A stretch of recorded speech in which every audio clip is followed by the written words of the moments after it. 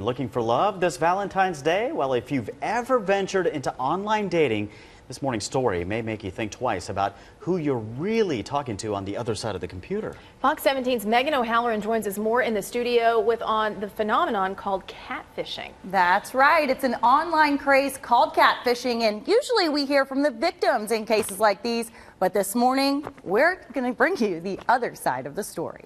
He says she's who she says she is. Falling in love with a fake. I just hope he is who he says he is. It's the ultimate hoax in the virtual world of online dating.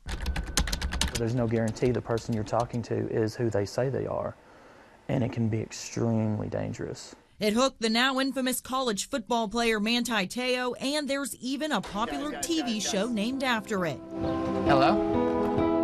It's a phenomenon called catfishing, and this man is guilty of it. I created another persona.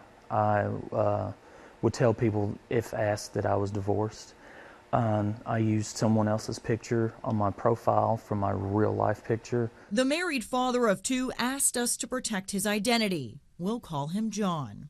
I'm 6'1", a little overweight, probably somebody you wouldn't look twice at in the crowd. But in the cyber world, he was Zach, a tall, dark, and handsome avatar he created and used to meet other people in a popular virtual reality video game. He is charming, very outgoing, very charismatic, and very easy to talk to. And one after the other, women who thought he was available in real life fell for it. Hook, line, and sinker. John says his catfishing ploy started off innocently enough, but soon he was in too deep. Online fantasy feelings with at least one avatar started carrying over in real life. I think the feelings were real, but at the time I was conflicted because I knew that there was no way I was going to act upon those feelings. Real love or not, he says his online love was heartbroken when he came clean.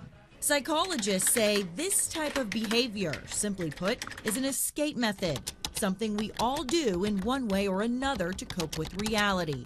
But it can easily become a problem when the lines get blurred. When it comes from a place of revenge or trickery or, wishing harm on somebody, then we're talking about something different. And we really are talking about, people hurting people. John says that wasn't the case for him. Instead, he was just looking for love in all the wrong places and was more in love with the idea of love than anything else.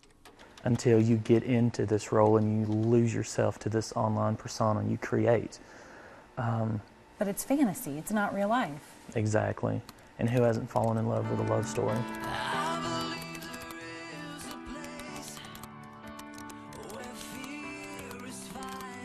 And just to tie this all together, that man who we called John in the story did come clean to his wife, and he also told the truth to the women that he met online. How long has he been doing this? He didn't say.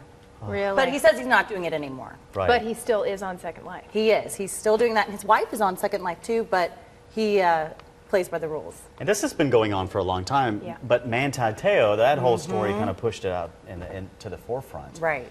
And now we're hearing about it more now. Right, right. Well, and it's interesting to hear from his point of view, because we usually hear about the From the victims, victims, right. that think they've fallen in love with someone, and then when they find out who it is, it's not what they thought. Right. Wow. All right, Megan, thank you. You're welcome. Great story. Scary stuff. Scary stuff. All right.